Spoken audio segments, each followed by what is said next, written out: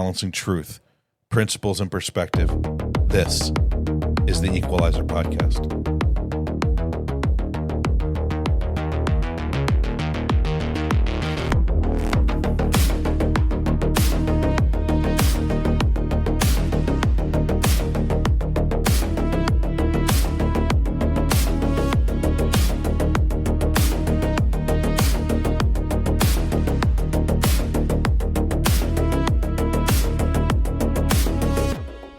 The state commands the credits, yet markets breathe. Power flows to the core, not the stars.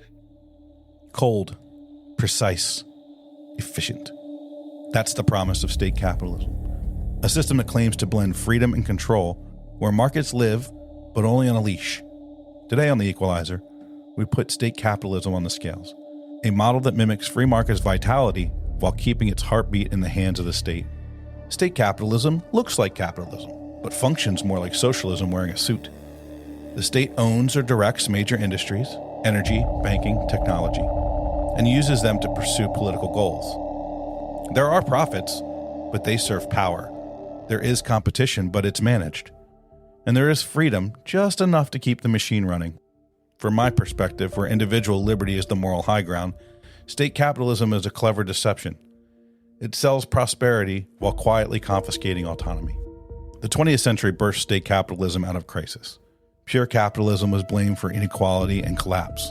Socialism had failed through coercion and inefficiency. So governments forged a hybrid. Markets with chains, freedom with boundaries. In Russia, it rose from the ashes of the Soviet Union. In China, from the ruins of Mao's collectivism. And in Singapore, from the fear of post-colonial fragility. Each promised stability, and each came at liberty's expense. Russia, 1991. After the Soviet collapse, privatization chaos birthed oligarchs and ruin. By 1998, GDP had fallen 40%. Then came Vladimir Putin. He renationalized energy and banking, seizing Yukos, empowering Gazprom and Rosneft, until 70% of Russia's market capitalization belonged to the state.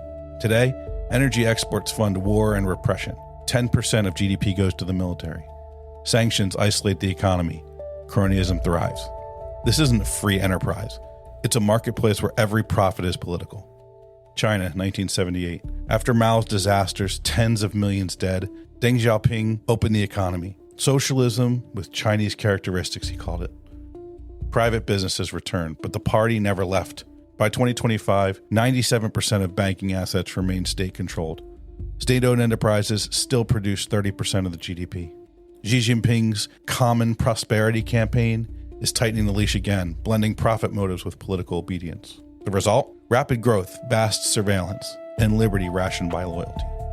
Singapore, small and resource poor, turned necessity into system. Lee Kuan Yew's government built wealth through control. Sovereign funds like Temasek and GIC now manage $1 trillion in assets. The state owns 90% of the land and 37% of the stock market through government-linked corporations. On paper, it's a success story, 4% annual growth. In practice, it's a benevolent autocracy. Efficient, orderly, but freedom is always on probation. State capitalism survives because it's safe. It promises order when markets fail, and prosperity when democracy feels slow. Each version begins in crisis. Russia's 1998 default, China's post-Mao famine, Singapore's vulnerability, and each uses fear to justify control. They call it stability, sovereignty, prosperity, but behind every slogan is the same trade: liberty for management. Like progressivism in America, it cloaks control in moral language, using outrage and crisis to centralize power. John Adams once warned, our Constitution was made only for a moral and religious people. He meant that freedom depends on virtue, on self-governance.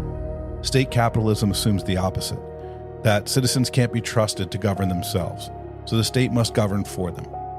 It's prosperity without principle, growth without grace, and morality replaced by management. The state commands the credits, yet markets breathe. Power flows to the core, not the stars. That's the essence of state capitalism, a galaxy where wealth flows upward, freedom flows downward, and the individual is just another asset to be managed. Next time on The Equalizer, we'll weigh mixed market capitalism, where the tension between freedom and fairness still shapes the modern world.